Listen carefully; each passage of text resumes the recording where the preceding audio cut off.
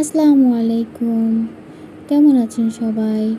আমি আল্লাহর রহমতে অনেক ভালো আছি। আজকে ফ্রেঞ্চ ফ্রাই খেতে মন চাইছিল। তো ফার্স্টে আলু কেটে ধুয়ে নিয়েছি ৪-৫ বার পানি বদলে বদলে। তারপরে আলুটাকে সোক করে নিয়েছি শুকনো টাওয়াল দিয়ে।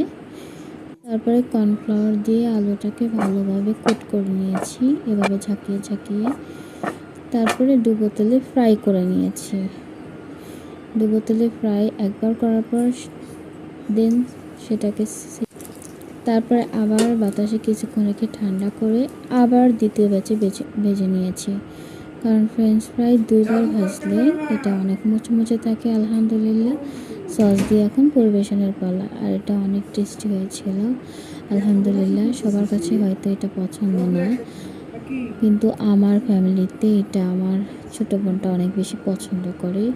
আমার নিজেরও তেমন একটা পছন্দ না। আলু জাতীয় যে কোনো জিনিস আমার বোন অনেক বেশি পছন্দ করে।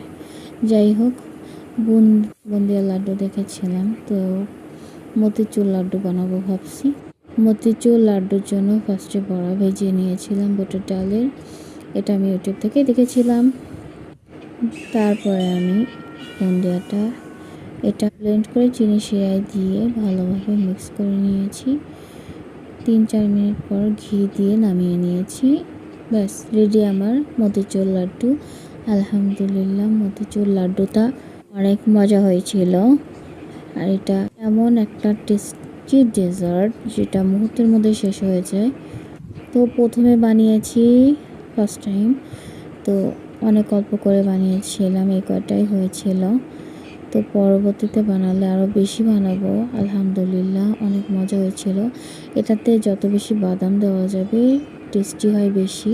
তো আমাদের বাসায় যেহেতু বাদাম ছিল না, আমি অ্যাডও করিনি, স্কিপ করে দিয়েছি। আমি কিশমিশ দিয়ে সার্ভ করেছি।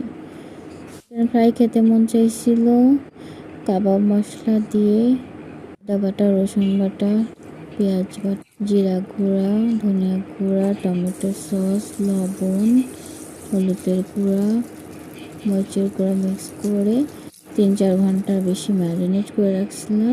এটাকে যেভাবে ফ্রাই করে সেভাবে ফ্রাই করে নিয়েছি। আটাতে কোট করে পানিতে দিয়ে তারপরে আর আটাতে আবার দিয়ে দিয়েছি। ডুবো তেলে ফ্রাই করে নিলে রেডি। তো এটা বানানো অনেক সহজ। তারপরে বললাম, সবাই সবার মতো ভালো থাকবেন, আমার জন্য দোয়া করবেন, আমার চ্যানেলটা সাবস্ক্রাইব করে দিবেন। সবাই ভালো থাকবেন। আসসালামু আলাইকুম ওয়া রাহমাতুল্লাহি ওয়া বারাকাতুহু।